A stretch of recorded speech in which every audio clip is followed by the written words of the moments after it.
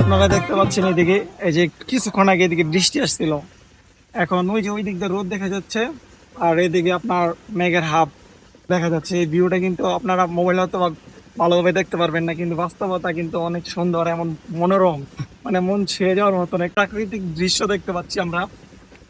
ওইদিকে মুভমেন্ট করা,